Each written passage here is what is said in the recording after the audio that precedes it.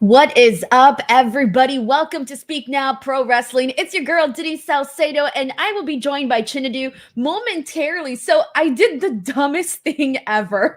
And sometimes I forget because usually when it comes to StreamYard, whoever I'm doing the co-hosting with, they already have the link to just jump right in. So I'm not kidding you. I've been sitting here waiting for Chinedu, and then I realized I never sent him the link to actually join the stream. And I literally just sent it to him. So we'll wait for him. We'll give him some time to hop on in. But, anyways, we got NXT to talk about. And I'm so excited, first of all, to be back here because I haven't done a podcast stream since Wednesday. I ended up taking both Friday and Saturday off. I know, look at me being incredibly lazy. I can't believe it. So Wednesday and so Friday and Saturday, I ended up taking those days off. And so now I'm back. But I was live yesterday to do the Raw watch along. And so I'm pretty stoked about just being back and getting to chat with everybody. And here we go. What is up, Chindedu? Hey. Hey, how's it going, Denise? Good to see you. So I was just telling everybody here in the chat that I legitimately forgot to send you the link, and I was waiting for you the whole time. And I thought, oh my God, did Chinedu forget that he's on Tuesdays? And then I thought, oh my God, I never sent him the link. I was legitimately waiting. I was like, did something happen to the show? Looking around, I was like, I kept refreshing. I was like, let me refresh though, but glad it wasn't me. I thought you were no-showing me, Chinedu. I'm like, did he just no-show this show? Oh no, never. Because Tuesday nights is the hottest night in wrestling. All right, with Den and Chin for the win. That's not I'm working on the title. I'm working on it, guys. I'm just trying. So I thought that was. What do you guys? I kind of like it. I don't hate it. Den and Chin for the win. Yeah, Den and Chin. I kind of like it. Right? Yeah. Yeah. Like, what do you want to have on Tuesday? I want a little Den and Chin. I'm telling you, man, Den and Chin. I need to call Righteous Reg if he can, like, if I need to see if he can make our theme song, because you guys have a great theme song, like Righteous with AE dub. It's a dub. Like I like, because like I don't know, I think I like that West Coast thing. It's a dub. I like that. It's so dope to me. So absolutely. What do you guys think, Den and Chin? What do you guys think? I like it. I think we're on board, man. I think we're on board. We're literally seeing people bring it up here. They seem to like it here for the win, Den and Chin. We did it, guys. We got something finally. I love it. All right, guys. Well, let's go ahead and jump into NXT because we are.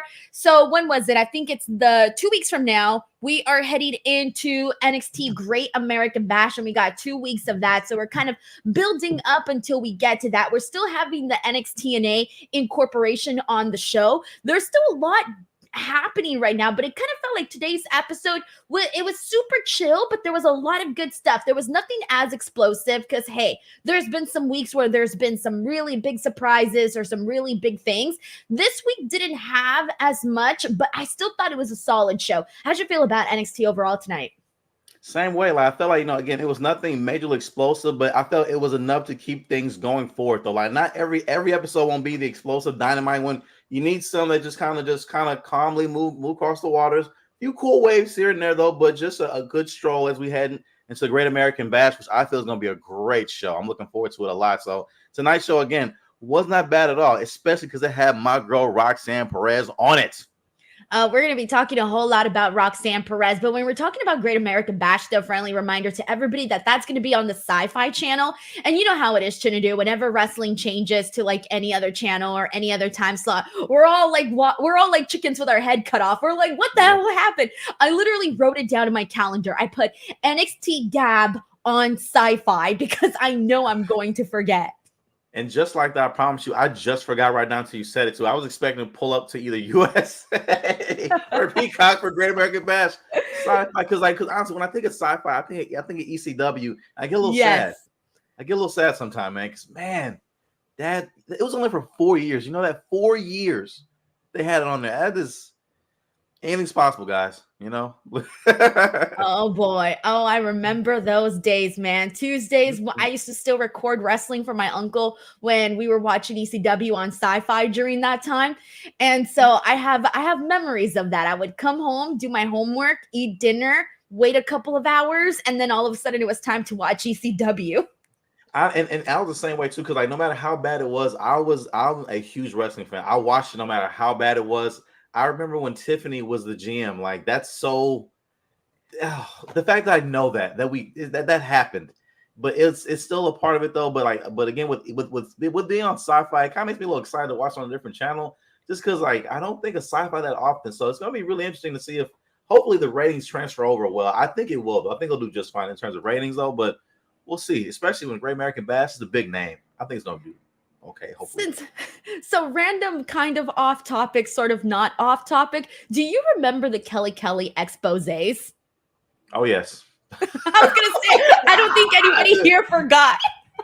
Denise. Okay, so whatever, like when you were talking about it, it's one of my memories that pops up because at the time, young, impressionable girl, I'm still growing into my body parts. Me and Kelly didn't have the same body parts. I still think we don't. We still don't have the same body parts, but I remember watching Kelly do the expose, and you know how every week, it was basically her teasing that we were gonna see everything, and every time that she would do that, I was like, oh my God. Like I was scared. I didn't know what to do. I had so much anxiety over it because I'm like, how do I react? Like, what happens now? Like, I've never seen any of this. First of all, I love the Kelly movements like that. That's what she did. She used to come out, I remember, with the towel. It used to be like a little bit here and a little bit there. And everyone's like, is she going to do it? Is it going to happen? Like everyone forgot, like, oh, hey, we are on television and we're not just going to see somebody like pop out. Oh my God, she was 19 years old at the time. So Sterling 273. Was she really 19 years old? I mean, to me, she seemed older because she was, older than me. So I didn't know how old she was. Let me see, because Kelly, let me think about it. Okay, she's 37 years old. So she is only 5 years older than me. So that checks out because I was like in my early end of middle school, beginning of high school period when I remember her doing the exposés. So yeah, that checks out around that age. Oh, Denise, no. Chinedu, my sister's 19 and she's a baby to me. She's a baby. My sister's 19 too. It's so grown. Oh my God. Oh my God. I feel sorry.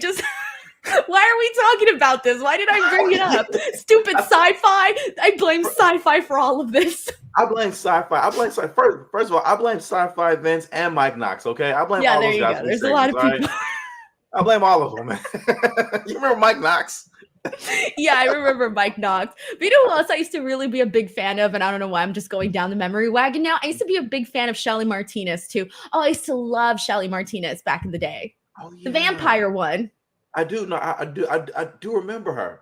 And it's amazing. I feel like ECW, they did have some really good gems in there. Like, honestly, I was excited to have John Morrison on ECW. CM Punk was on there. Kofi Kingston came from ECW. So there really were like some, it did serve a purpose. Like it did help a lot of talent, especially Kofi and CM. Like that was their biggest platforms to kind of get over with the crowd though. So that's a big thing because Kofi's the SO, that was huge. He was a big star over there too though. So that's, yeah, I remember that Jamaican Me Crazy.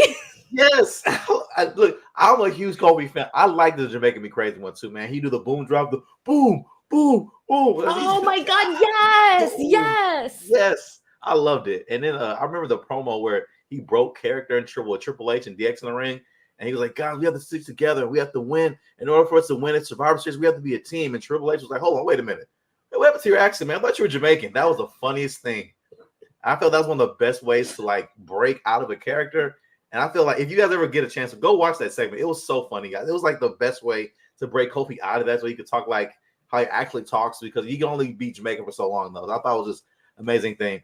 Again, we're just down this rabbit hole. And I'm gonna lie, I don't hate it. I don't hate it at all. I love this. Rabbit holes with Denise Salcedo are the best, man, because her wrestling knowledge is unmatched. Like I've been a fan since '98, and she has me like surprised that you remember stuff like this. Dude, I remember, I forget everything. Like I always tell myself, I feel like if I didn't have such a shitty memory, I feel like, I don't know, like I would be doing like the best nostalgia videos ever. But I'm like, damn, like I forgot like so much of this stuff. Like, I'm so happy when certain things trigger my memory and I'm like, oh yeah. Cause it's like, it's always happens like that, right? Like one thing reminds you of something and it just kind of spirals onto there. So that's been enjoyable for sure. It truly has. I remember I went down one rabbit hole that led me down a Shotgun Saturday Night. Don't tell me how I got there, but I got there. That's how it happened. I love that. All right. Well, somehow we ended up going to the past and we were like, oh, whatever. But let's get into NXT. Let's see what people are saying here. We got a lot happening here. We're going to kick things off with a super chat here from Matt Logan, who says Wendy and Tatum Paxley could be an interesting pair.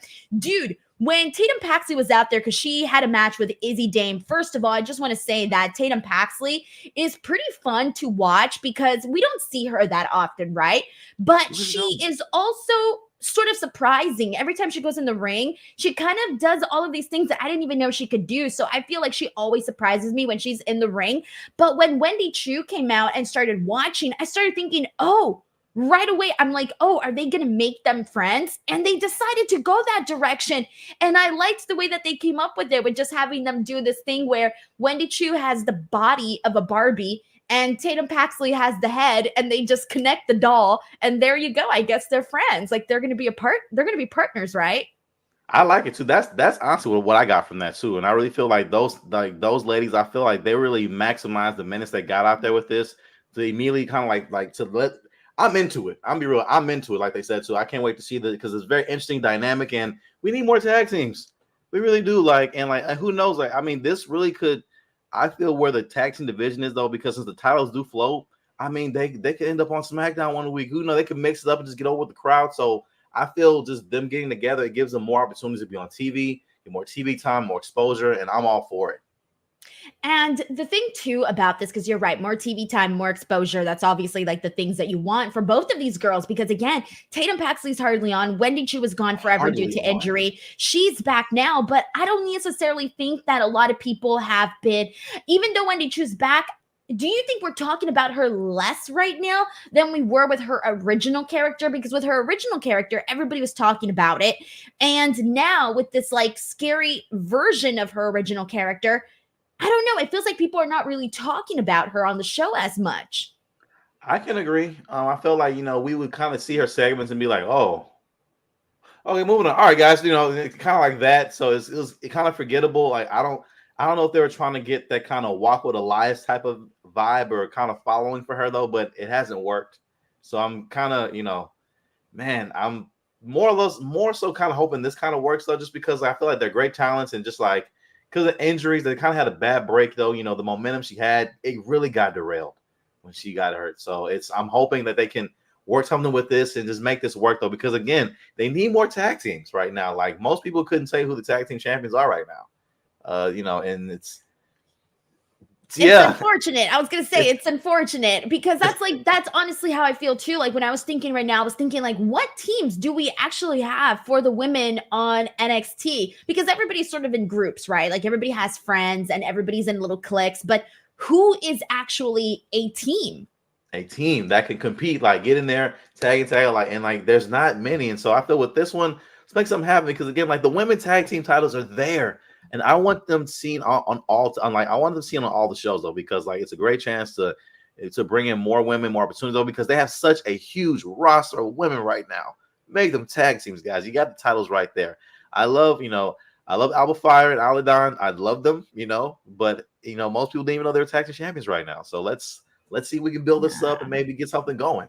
And that's on the main roster, man. Like they got to do something because there's options just to send them out and have these matches. But I guess that's a topic for another time. But yeah, I do like the possibility here of, or at least what we're seeing between Wendy Chu and Tatum. I think this could benefit both of them. And I feel like this is the thing about Tatum Paxley. I feel she's that girl that we're all sort of interested in. Right? I feel everybody here is wondering, I want to see more of Tatum Paxley. I want to see more of Tatum Paxley because she's like, she's this gothic chick. She's creepy. Have you seen the movie? She's creepy, but I think in a lovable way. Have you seen the movie White Chicks?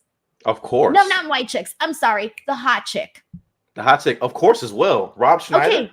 Do you remember the gothic girl in The Hot Chick? Yes, I do. Okay, she reminds me of Tatum Paxley so freaking much. Like just the whole, I don't know what it is. I think it's just they're both supposed to be goth characters, but both of them, they remind me so much of each other. So when I see Tatum Paxley, I almost see this version of that girl from The Hot Chick in the WWE NXT world. First of all, 1,000 points for the hot chick reference, man. Like that is a Rob Schneider throwback for real. Like, I was like that. I remember, like, wow, I remember that movie. But I get it, and I agree. Pulling off the goth look on wrestling in these days is not easy, especially with internet and that kind of stuff, though. And I feel she does it very, very well. She toes the line of not making it too ridiculous, hokey, whatever, but makes it very cool enough for to keep me interested, though. So, like, I definitely agree. I'm trying to get a picture. I don't remember her name, but I think Sam Dumet is the girl's name, or is it Eat? Like, I don't remember her character name though. What it is, but okay, either way, she reminds me so much of Tatum Paxley. And for those of you who haven't seen the movie, please do, because it's a classic. It's hilarious. But also, this is her though. So she's the one that reminds me of Tatum Paxley like so freaking much. Like, I cannot shake it off. I see it too. Listen, you put a Barbie doll head in that girl's mouth, it's the same person. I agree. Right. I agree. Yes. They're the same person. I like, and literally, I'm watching Tatum Paxley right now on my phone right now. They have that Barbie doll. They look very much so. Like, guys, go Google it, guys. Okay, we'll give you guys homework. Talk about the homework though, guys, but it's very much so worth it. Okay, part of the Den and Chin experience. There, I'm plugging it again, man. Den and Chin, I love it. Karate moves, man. Boom. Den and Chin. I don't know why I did that, but it's the Din and Chin spirit. But we got Christopher Santo here who sends in a super chat saying, "Who was driving Brooks away? Fallon? ? Is she manipulating him? ?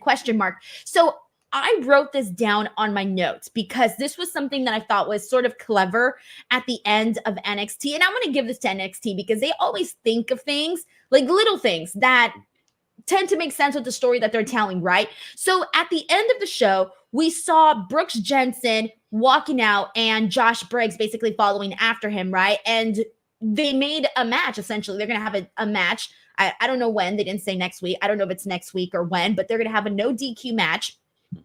But he gets into this car and he gets driven off. And the first thing I thought of was, oh, well, who's driving him?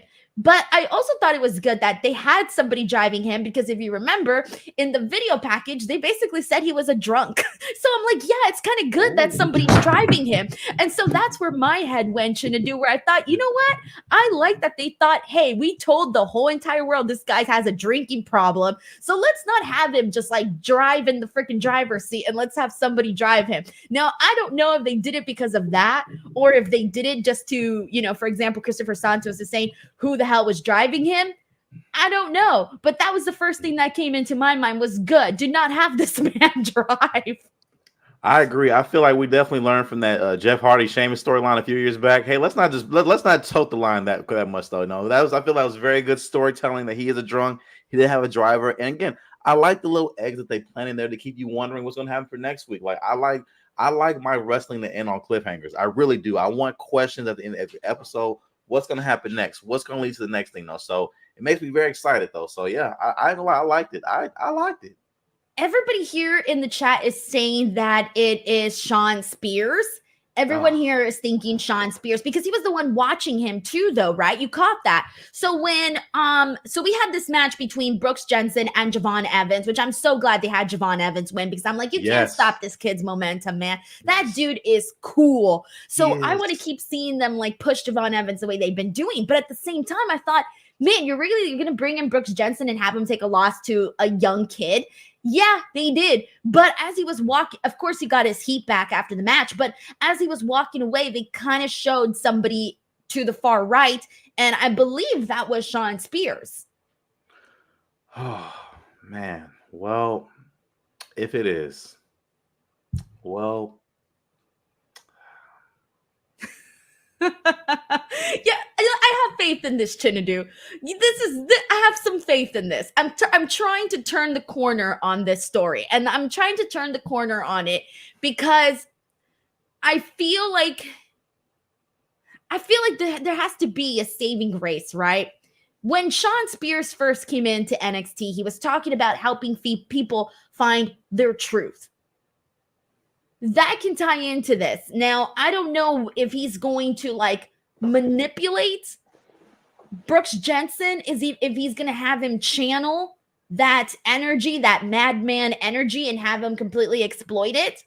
I think that could be good. And I kind of prefer Shawn Spears sort of being, I don't know, maybe, is this complicated? But I don't hate the You wanna Sean know why? Spears edition I in this. I about to say, you wanna know what's complicated? Because it's Sean Spears. Because Sean Spears, guys. That's why. Listen, guys. Chinedu, Listen, I what did don't. Sean Spears do to you? And Does he come to your house? Does he make a mess? listen, I had a comedy show a few years back, man. I know he was in the crowd, man. He was heckling in the back. I said I never knew He it was then. like, boo, Chinedu. Yeah, you boo, you're not a perfect 10 like me. Like, who is that? Is that Ty Dillinger? What are you doing He here, came man? out and said you were a 5.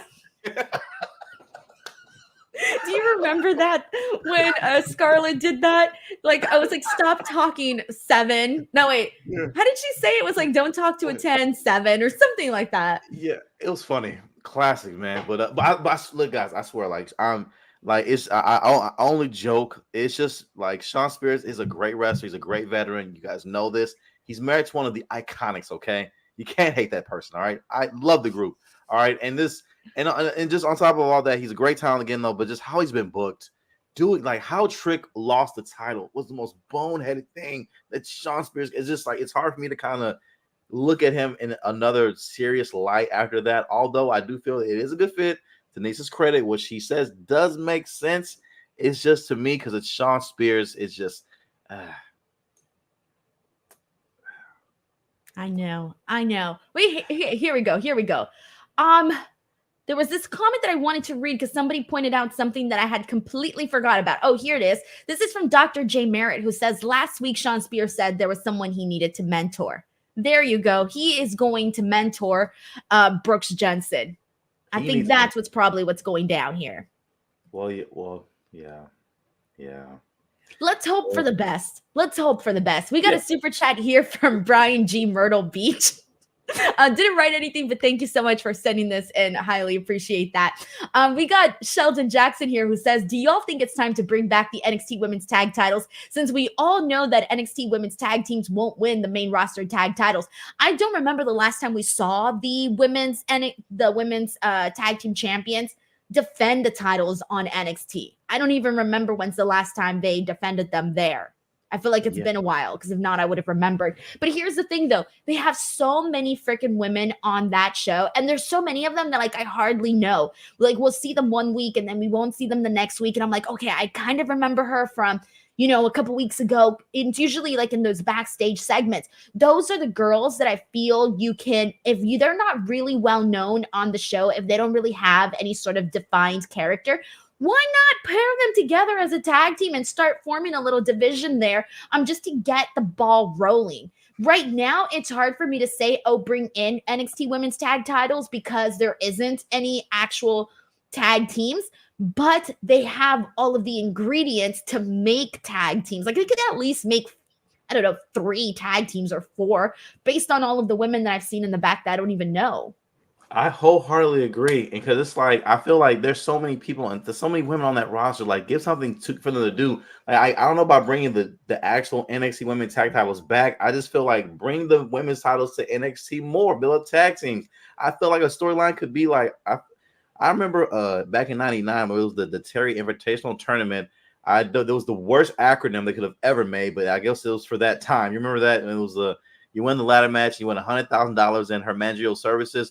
I truly feel if you bring in someone like a Selena Vega, someone like that, and like make a tournament and they win her managerial services, because first Selena Vega I feel is being wasted right now. To me, I feel she's so great on that mic and that ring. She should be managing somebody that should be contending for a top title or something. Like, pull her in there and just like liven it up, man. But there's so many women and so much opportunity that could be happening with those tag titles. And Sheldon, you were so right with that, though. And I just really wish that they would put more emphasis on it, especially on NXT. I feel you, man. I definitely feel you on that. We got another one here from Sheldon who says Briggs versus Jensen is next week. Okay, thank you. And no DQ in order to write Briggs off for a month while he competes in Noah's N1 victory tournament on all of August. Okay, that makes sense. It's right, because he was announced for that. Yeah, we talked about that. So this seems to be, so he's finally going to get his win then, freaking Brooks Jensen, because if you remember, and he even mentioned it tonight, was Josh Briggs defeated him, and he even said, I don't want to defeat you again.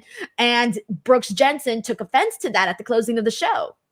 That's right. And first, I just want to say, I think it's just so crazy you're seeing people on WWE's roster compete in things like Noah. This is insane. Like, I feel it's such a new. I'm still getting used to it myself because I really grew up like WWF, like that kind of fanboy where like they didn't even talk about WCW or ECW or TNA. It even exists. So seeing these kind of things and seeing AJ compete over there, and I was seeing EO out there. I think she did. Was it Marigold? What was it called? Yeah, she did. She did. Yeah, she and I just see those things it's still crazy to me. I'm still stuck on there, man. But I'm just excited to see it though. But yeah, you're right. And again, Sheldon, thank you for the super chats, man. You're the best. It's so funny too because my husband, like, he doesn't really watch American wrestling anymore. Like, he'll watch pay-per-views here and there with me, like some AEW stuff, some WWE stuff, but it's not really like the thing he's most interested. Like, he's most interested in Japanese wrestling and lucha. Like, that's his, I would say that's like his cup of tea, right? And it's so funny because he'll come to me and he'll be like, hey, Denise, who's this person from NXT that's coming over to blah, blah, blah. And I'm like, oh, they're going over there? Oh, that's interesting. Okay. And it's so funny because I rarely get to watch what he's watching. He doesn't watch what I'm watching. And he has to ask me. I have to ask him. And I'm like, oh, this is what's happening. Oh, hey, these worlds are mixing together. But yeah, it's very funny because he'll watch like really, you know how it is. Like, all wrestling fans are very different. He fits the bubble of like the obscure pro wrestling that you would never heard of, and all of these peoples that I don't even know who they are or what. And I learn about it through him because that's what he watches. And I'm just like, all right, like, I feel so top 40 next to him. Like, that's what I feel. I'm so top 40. Like, I watch WWE and AEW. Like, that's how I feel. Well, first of all, I want to say husband sounds dope, right? Because like, I ain't gonna lie, I love me some obscure wrestling promotions myself. I ain't gonna lie, I like seeing those. But just the fact that he watches wrestling, I think it's such a huge plus because my wife, who I love very much, does not watch the wrestlings like at all. Like, it's the time that I try to have her watch it with me. It's always when we see the craziest storylines, the most hokiest stuff, or like it's when we see like wrestlers either cooning it up or just like the most racist stereotypes on television when she'll sit down and see it, and she never sees wrestling, she sees wrestling. Is when she sits down and sees that part. Sports entertainment. Yes, and then like one time I watch wrestling every week. I was washing dishes one day. Went to the kitchen. I asked my wife. I asked her if she could just watch the show and tell me what happens. When I come back in there, whatever. Because I was trying to work on a review that time. The people in the ring was Randy Orton, Batista, and Edge. They had a segment out there, whatever. They're competing for a main event that night. The way my wife described it, okay, it was Edge cutting a promo. It was Randy cutting a promo on Batista and Edge. My wife described it. She said, I said, what happened? She said, okay, babe, what happened? She said, okay, the man in the black panties said that he's gonna come out here and fight the dude in the red panties. And then the dude in the black trunks said he's gonna be able to do in the red panties later. I said, you know what? Never mind. Forget this. These aren't. Don't even do this wrestling for you right there. Just ruined it. This said the red panties. What the what? Freaking Batista in black panties. Yeah, panties. The dude in the black panties. You're like, sweetheart, love of my life. I adore you. They're trunks. Yes, please, they're trunks. You're ruining the sport for me. She said, clear as day. In the black panties, they're gonna come out here and whip. I was like, never mind. Just thank you, thanks. Oh my god, that's literally me, but watching football. I'll be like, oh, like the red team with the red team. What? And you know how sometimes they change colors, like the jerseys, like they alternate. I'll be like, oh, like that's so and so, and he's like, no, sweetie, it's not. That's not what you're seeing. Yeah. That's her for that. That's what it feels like. Oh God, in them panties. I would die if that's what we called them. Yep. All right.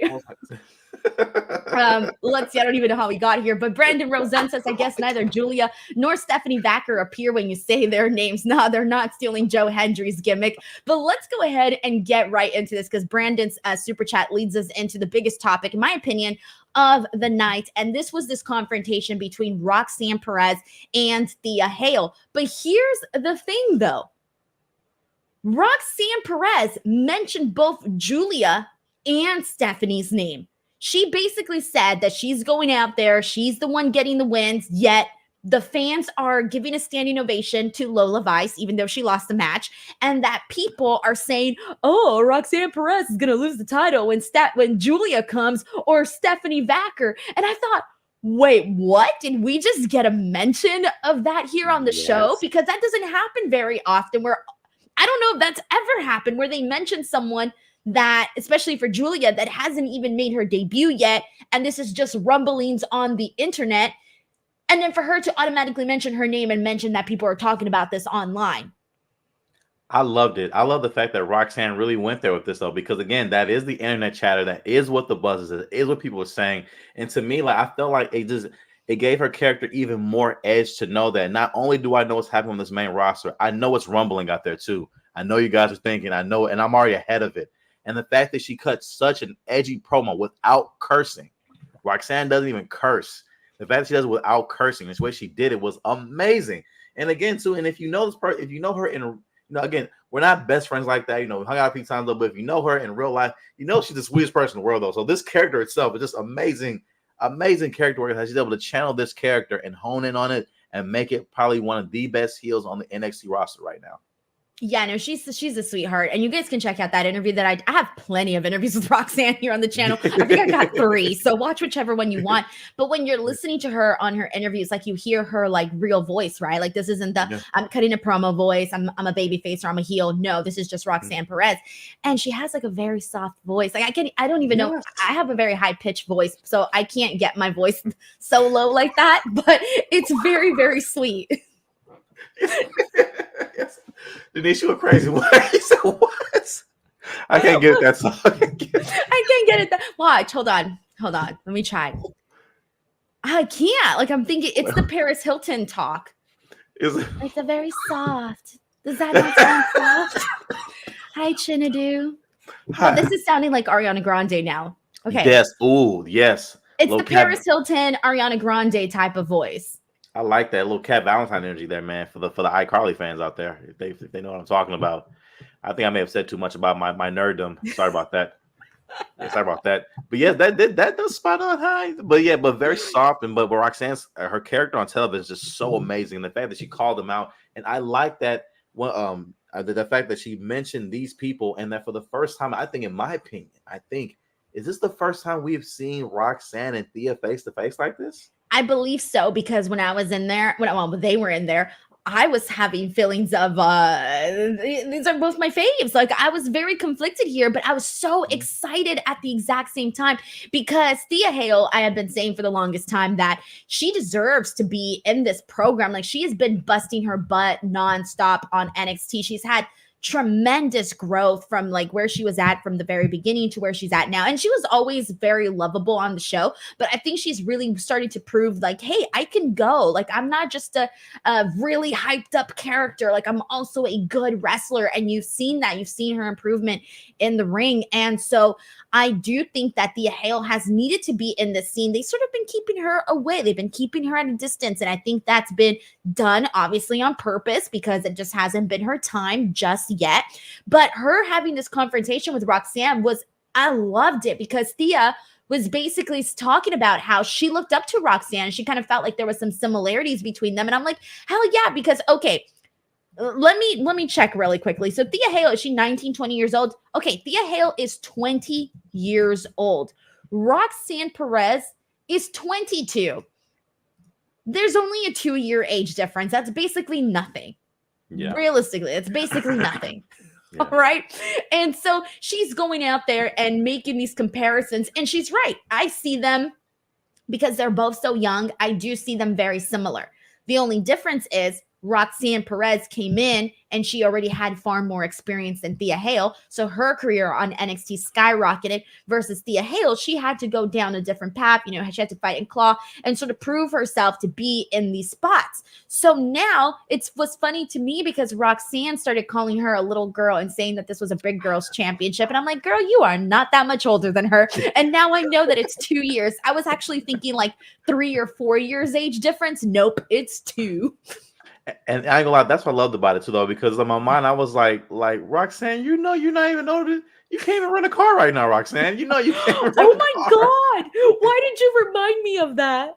They can't. Neither one of them can rent a car right now. Like, so if they're on the road, I think that's why Thea has to stay and chase you because she can't rent a car right now. Maybe I thought about that though. They can't do that. That's so true. That's so true.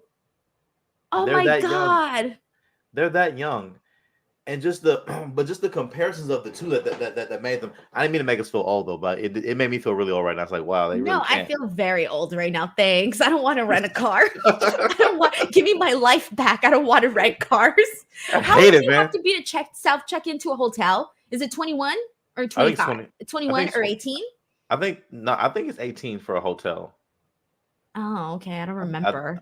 I think it's 18 for a hotel, 25 for a rental car, 21 to drive, 21 to drink, and yeah, I think so. Yeah, but regardless of Oh, the so fact my though, like all of our last landmark was 25. Like after 25, you're done, you're old, you can do whatever you want. the fact that they were both born in the year 2000 something, I think is kind of like that's what makes you feel weird. Like, so if they're 22, they're born in what 2000, right? They're born in Like 2000, 2002. So hold on, let me 2002. check her birth year. Okay, so Thea Hale, God, I'm so depressed right now. Thea What? Hale was born in 2003. 2003. Roxanne Perez was born in 2001. It's like I vividly remember these years being alive and like Morocco walking around and doing stuff, and they were just being born, guys.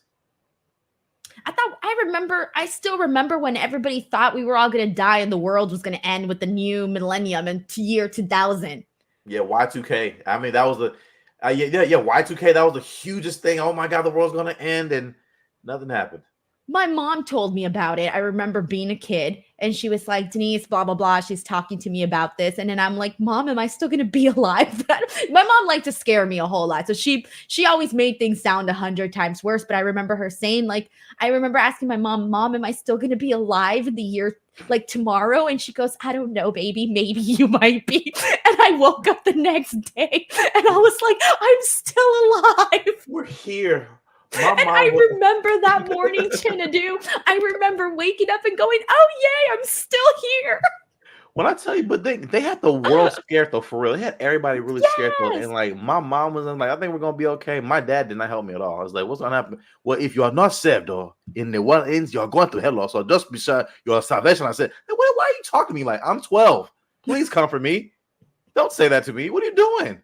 Is That's your so freaking saved? wild. What's wrong with you? But yes, Oh, but they are that young at that time. They're born and but I feel with the two of them, like I felt like I those two are like I feel like a WrestleMania main event that's like gonna happen in like the next 5 to 6 years. Though I feel like they could be that or like just a good rivalry that could be on the way though because they're both so young in it and just the way they talk to each other. I love the dynamic. I love Roxanne talking down to Thea Hale. I loved it, calling her little girl because I felt like it was definitely it let me know that not only does Roxanne have her scouted, but I know all about what's going on with you too. I know who you are. He's a little girl there screaming shit. And I like that. It shows that Roxanne is a champion who's aware of everybody. She has everybody's scout report on file. And I like that for her character. I love that a lot. And the fact that she addressed her that way, it made me feel good too. And it kind of reminded me of why, once again, Denise is probably right. She needs to get away from Chase U. Like this really should be an individual feud between her and Roxanne, and there should be no Chase U involved. There shouldn't be any Chase U colors. This should be Thea Hale, the grown ass woman, figuring it out and trying to make this happen on her own. And it just kind of made me realize, to have Chase U involved, it's like I don't know if that makes her look good because Roxanne has no backup. So will it even make her look strong to have Chase U out there? I don't think they should be out there at all. Yeah. Oh, and that was the other thing that I got so mad about because when Thea had her down, Ridge Holland pulled her off. And I'm like, why did you pull her off? She was winning this fight. Who gets pulled off when they're winning? You get pulled off. You pull the other person when your friend is getting attacked, not when they're the one being the aggressor, not the one when they're winning the fight.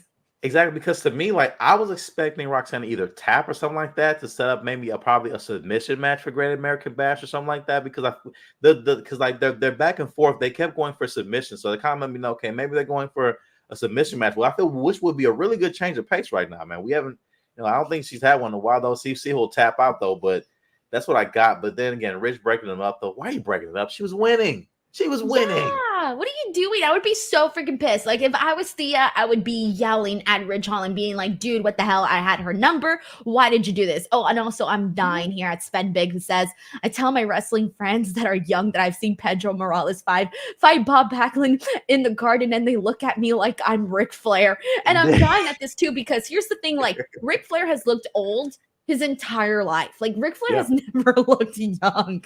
Like, him, Hulk Hogan never looked young to me. There's just certain people that I feel just looked old all the time.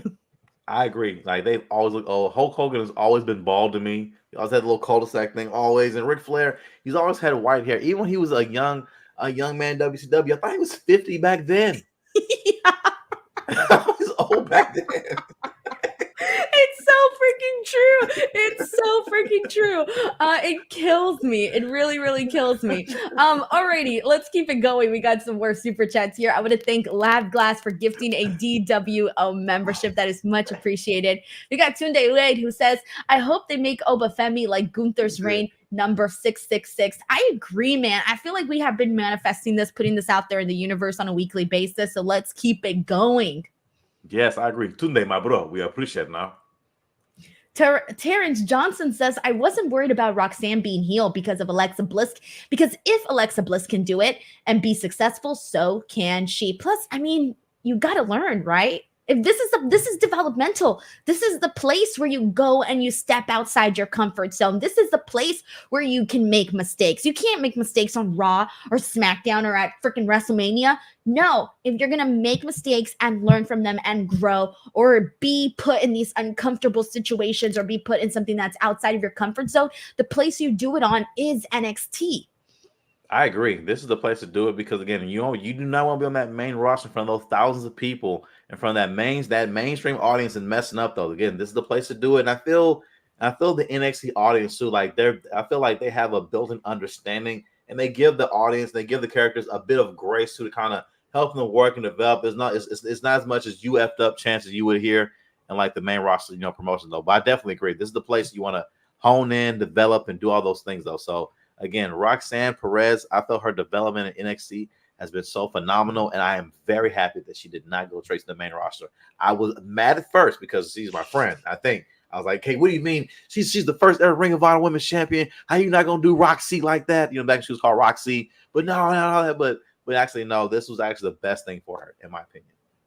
We got David Primero here, who says, what's the purpose of the new tag teams in NXT women? Bring the tag team titles back, or give each woman a North American title, and one has the women's title. Yeah, so right now we have obviously the NXT Women's Championship. We have the NXT North American Women's Championship that was just incorporated. So that's, starting to get the ball rolling. And yeah, I do think it's a situation, again, because we don't have those tag teams, where if we do start to formulate some tag teams, then it would be a situation where, like you mentioned, maybe just having Alba and Isla actually go and compete over on NXT as well. Yeah, because what are they doing right now? Are they on main event? I don't even know where they're at right now. I haven't seen them on Raw, SmackDown in weeks.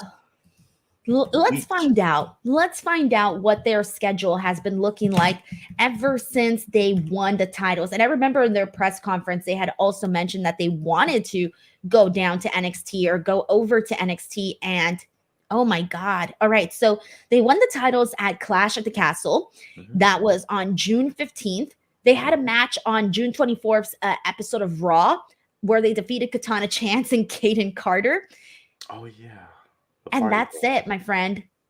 That is it. Alba Fire was on main event, where she had a singles match against Ivy Nile. So they have had one title defense, one title defense since June 15th. That is 1 month, because it's July 16th now. So 1 month, one title defense. And there are spots to definitely do a whole lot more. There's so many spots. Like, they could have defended these titles last week on NXT, like literally. And I mean, it's a month, one. And then and again, nothing against Kaden and Katana, whatever, but like it wasn't a memorable match because I forgot about it. Same. I feel so bad. I thought there was more in there, to be honest. I was a little surprised when I read the one match only. Matt Logan says, Chinedu, I laughed at that Cat Victorious reference. I didn't watch Victorious. I'm sorry. I'm out of the loop. I was already not watching at Yeah. this time and age. Well, first Chinedu. of all, man, I appreciate you, man, because I think earlier I said iCarly by accident. I had to correct myself. It was victorious, man. You were with me too, man. Here I am once again, right? Because again, like listen, me and my little sister are like, I am 4 years older than my little sister, though. But when I tell you what, we're like this on television, okay? I'm watching what she's watching. I'm loving the chick flicks. I was loving watching iCarly, Victorious. I love watching all. Listen, my jam. Shout out to Matt, man. Yes. My era of like watching was a Lizzie McGuire, That's So Raven, even Stevens. Oh, I used to watch all the Disney Channel originals. Oh, I the used to famous, love the Disney Channel originals. my favorite Disney show of all time was the famous Jet Jackson. To this day, it is my favorite show. It's the famous Jet Jackson. Jet Jackson. I didn't watch that one. It's the best. It is the best. Like it is amazing. Like if you were a young black kid, okay, and you weren't out here gang banging like myself. You grew up in the hood though, but I wasn't out here gang banging. My mom's a teacher and my dad's African, so I wasn't out here selling drugs though. So I wasn't out here like that. Jet Jackson was me. I was out here. I was in the Magnet program. I grew up in the hood, yeah, though. I mean, but I wasn't out here. Yeah. I do. I'm gonna sell drugs. You see what that would I kill think all of that's us. a Okay. big misconception for a lot of people that haven't grown up in like bad areas. It's like, yeah, you may be in a bad area, but you're not necessarily partaking in the activities that are going on in those bad areas. I should know. I'm like, I lived in these bad areas. Yeah, literally. Yes. Oh man. All right, Matt Logan, thank you so much for that super chat. Much appreciated. I love how now we're all going back. Yeah, I didn't watch Victorious. I didn't watch Sam and Cat. I was already like out of the bubble already for a Disney Channel. I think the last show I watched, and it was only because my little sister watched it, was like Good Luck Charlie. Oh, I didn't catch that one, but I'll say I It was cute. It was the one with, I think that's the one with Bridget Mendler. I think. Good luck, Charlie. I'm at the hit him a Googles on that one. But I will say my era, my prime era was all that Keenan and Kel, Are You Afraid of the Dark? That you said Lizzie McGuire, That's So Raven. But I was thankful for my That's So Raven. That's a listen. That's So Raven. Her face when she used to go. Yes. I was like, oh, she's having a vision. She's having a vision. Yes. And I tell you, and a fun fact, she's the only show that was able to go past 3 seasons because her show was that successful. They let her go past it though, because they usually only let you for Disney shows, they only let you go past do 65 episodes to get syndication. And after that, they stop it though, because that way they can keep making the money off the show and not have to pay the actors anymore though. But for the Raven, her show was so successful, they gave her, I think, a 4th season, and they gave her another show called Raven's Home, which I don't know if it's doing well or not, though. But if I'm not mistaken, it ain't doing too terrible, I think. But it's just, again, That's a Raven. That was a whole wave. That was a great show. I love it. This is a throwback, guys. Oof, I love it. Yes. Sterling says Denise from the hood to Hollywood. Oh, yeah. That's definitely true. Denise a book. I'm still Denise from the block. Don't be fooled by the rocks that I got. I'm still Denise from the block. Listen, that was a wave too. That was a wave too. Don't be fooled by the rocks that I got. Old Jennifer Lopez, her old music was so freaking good. Her new music, not so great, but her old stuff, oof. I agree. If you have my love and I gave you up so much, would you comfort me? Listen, I know I botched that last Solano, but y'all know the vibe I'm talking about, okay? The song was a hit, all right? And I agree too, because I love a Jennifer Lopez movie too, okay? I love all of them. The Wedding Planner, Enough. Love it. I love all of them, okay? And I like all this. People like Jennifer Lopez are like, no, she doesn't suck, okay? Listen, the newer music, I'm not okay. Maybe not my cup of tea. Okay, but like her old music, I loved it, and her movies, I love them too. I agree. Alrighty, and let's go ahead and circle back here, and let's get into. I want to talk about the opening match here, which was the Rascals taking on Gallus here. And the interesting part was they had Joe Hendry on commentary as well, and we also had a backstage segment where Joe Hendry was talking to Gallus, and Gallus is like completely fed up with him. They don't like all the attention that he's getting, but of course they said his name and he appears. So that's what we're seeing. He's just appearing whenever people say his name on NXT. But the big thing here was that Joe Hendry says he's sticking around. Anything that stood out to you in any of this? I want to say first of all, I like the fact that what I love about Joe Hendry's character is that he really does just mind his business. The only reason why he's around because you said his name, you dick. Stop saying his name, and he won't pop up in your segments. Okay, that's all. So simple. What I really like though, and I think this is me just kind of looking into what I want for like Wesley in the long run because I know we discussed the Rascals before, and again, I do like the Rascals as a team, and I do feel we said before too they could be a team that could make a splash on the main roster though. I mean, like they could sell merch, they come out in fun colors, they're young, and the kids connect with them and things like that. But a part of me, a small part of me, right? What if they go on a really cool match run and West turns on them? Oh no, Chinedu. Like I kind of Why? because it's like apartment, No, this is why we and it's can't have nice things. I know, and I want to see the Rascals thrive, right? And if they stay together, I'll love it. But a small part of me was like, I wouldn't see that coming, you know, because they seem so happy together right now, and it's like a part of me is like, it would. Why would Wesley be happy not going for gold and going back to something he Because had he already loves done his before? friends. But at the same time, he made it to the big time. He's trying to ascend. He wants to be world champion. You can't like the Rascals can't be world champion. Only one guy can be world champion. So I'm kind of like, would that happen? And again, and I know I'm Mr. Heel turn for him and Kalani and all that, but a part of me was like, I could kind of see that happening a little bit. I don't want it to happen. I don't want it to happen. I'm not saying I do, but I'm saying if it happened, that'd be kind of crazy. That'd be All a little right, crazy. so if it happens, if Wesley turns heel on his friends because he wants championship gold, we all know who the two to throw cans and tomatoes at. It's Chinedu. I know, guys. I'm sorry if I predict this though, but in my mind I was like, Wesley just had a banger of a match against Oba Femi, and he came up short, and he made it. He's the better man. So in my mind, why would I want to go back to what I was doing before? I get it. I get it. I get your perspective from that. And I do get No, what you mean because he was NXT North American champion. He never got to the NXT championship. I don't even know. Did he he even never really lost compete it. for it? He did, right? Yeah, he did, He and did. it's Yeah, like, he did. yeah. And the thing is, like, and he didn't really lose it. He got injured. That would burn my heart. Just like when you lose it without really losing it. That's what led Roxanne to turn heel, kind of. So I feel like these kind of things because in NXT the championships matter, and I feel like not getting it, I feel like it needs to change them in a way. To me, Someone says that Wesley should be like Ricky Morton, a lifer for a baby face. I love it. Oh man. See, I agree with M. Durrett here, who says, can't people just be friends? Exactly. Let's just all be freaking friends for once. We got a super chat here from David Primero who says, let's make Wendy Chu women's champion, Tatum Paxley North American champion, have two followers, any two women tag team champions, make the women be afraid of champions. Well, I feel like in terms of being afraid of champions, I feel like some people are, sort of afraid of Roxanne. She's pushing that.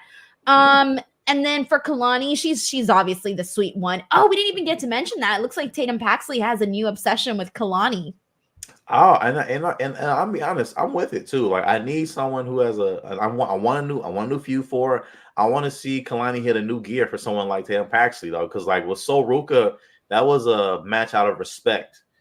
These two aren't friends, so this is going to be something like, hey, we about to go at it. So I want to see edgier Kalani. Let's see what she goes in there and does, whatever. Especially with her moveset. Like the more I've been watching her, and the more that I'm realizing that she's influenced by Rob Van Dam, the more I can like not unsee it.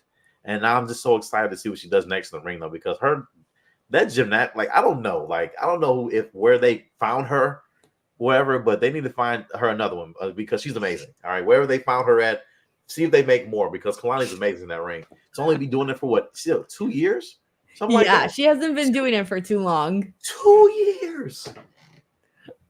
Thank you so much to David Primero. Appreciate you, man. All right. I want to go ahead and get into the main event, which was Duke Hudson challenging Oba Femi for the NXT North American title. This was a fun match, man.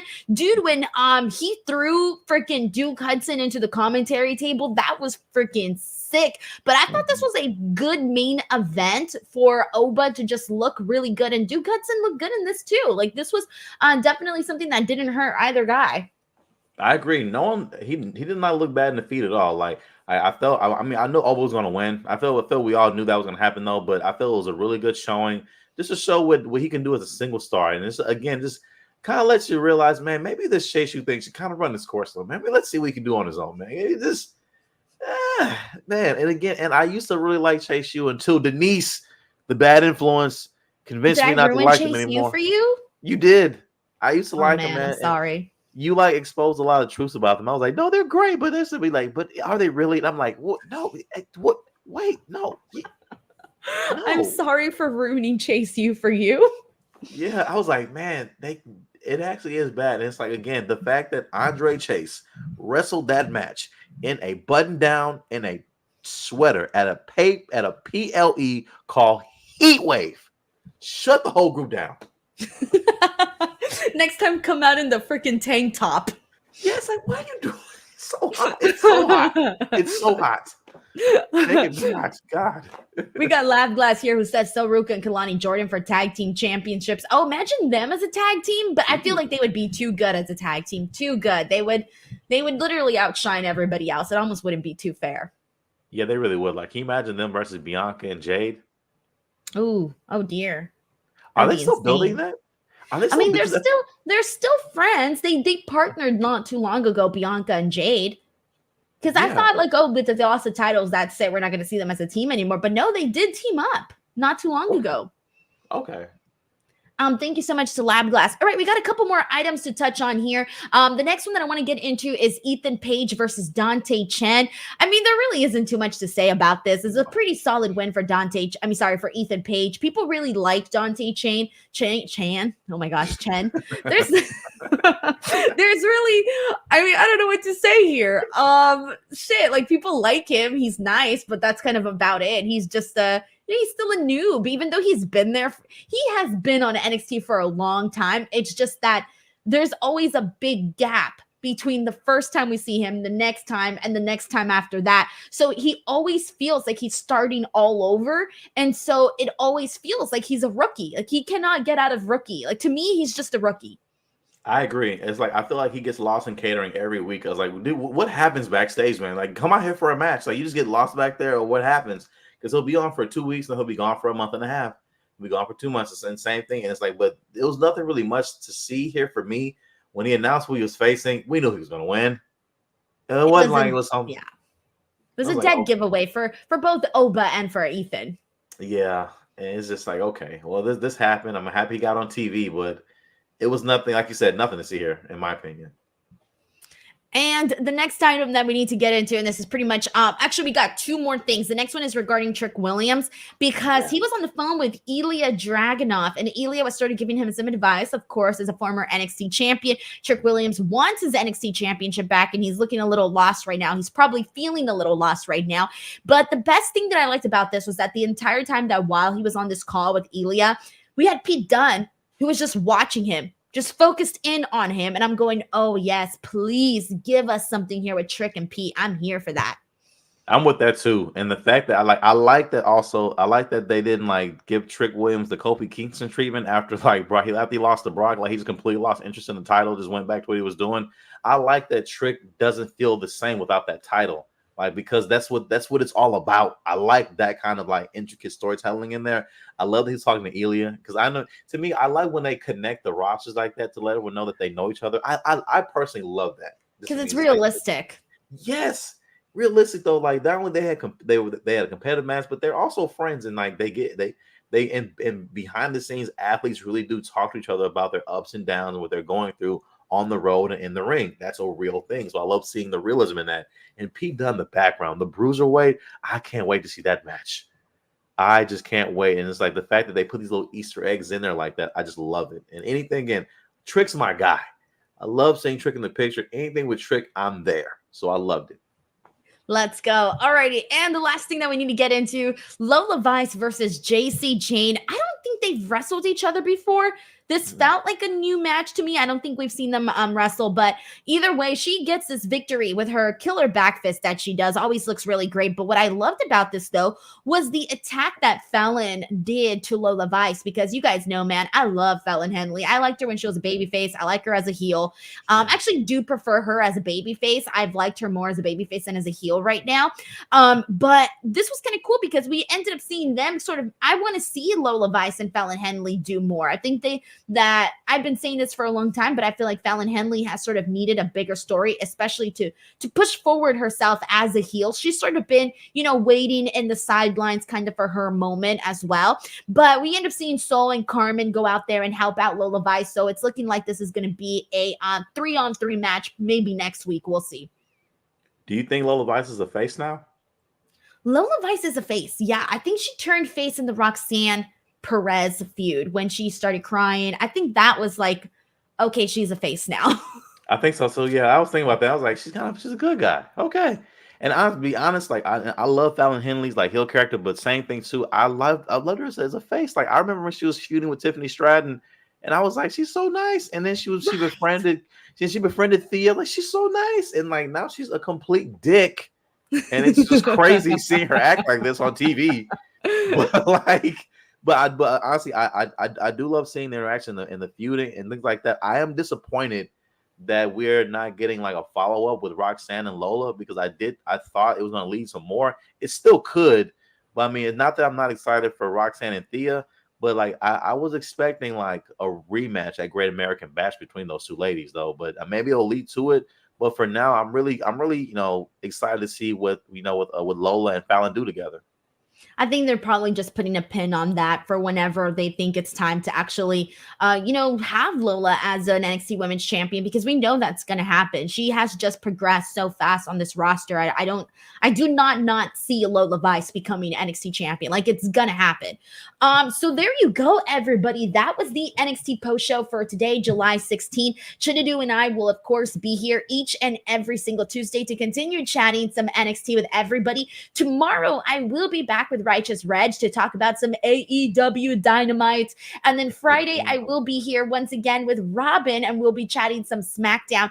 And Saturday, I won't be here because it's my sister's birthday. So we're going to be having a pool party. So I'm very excited. I haven't gone to a pool party in a long time. It's Hawaiian Aloha theme. I'm very excited. Very fun. It's a full-on, I'm going to a summer party, like a summer pool party. Like, I'm legitimately going to a summer party. I'm excited. So that's what's going down. But also, just a heads up, friendly reminder, you guys already know this, but daily SummerSlam Rewind videos are going up here on the channel. Tomorrow, 2009 goes up. And I'm currently watching 2010 right now. I had to pause. I'm on the main event, so it's on a pause right now. But also, I just uploaded the All Elite Crate unboxing video on the channel. So if you guys want to check out what 10 mystery items were in the box this month, go ahead and check it out. The video is up right now. Chinedu, what do you got going on? Oh man, you guys can check me out on all my social media channels. I post videos every single day. My upcoming show is September 21st in Cypress, Texas. That is called Life. Laughter is for everybody. That is the biggest show I've ever done. A 1,500 seat theater. Sponsored by Whataburger, Pepsi, and Spa Cairo Houston, and the Houston Texans. It's going to be a great day. It's going to be amazing. I'm looking forward to it. Everything else, you catch me on, if you're in Texas, catch me every Sunday on the CBS affiliate KHOU on Sports Extra, #1 sports show in Texas. Other than that, you can also catch me here every Tuesday with the best wrestling show in the world. Speak Now with Denise Salcedo. It's Den and Chin for the win. Den and Chin for the win, guys. Put it in the comment section a billion times. I put it in the comment section a whole bunch of times. I put Den and Chin for the win in there a whole bunch of times in the comment section. It'll be really cool. Thank you. Yeah, seriously, let's make this happen. Din and Chin for the win. Alrighty, everyone. Thank you guys so much. We appreciate you guys and see you guys on the next one. Bye, everyone. Goodbye.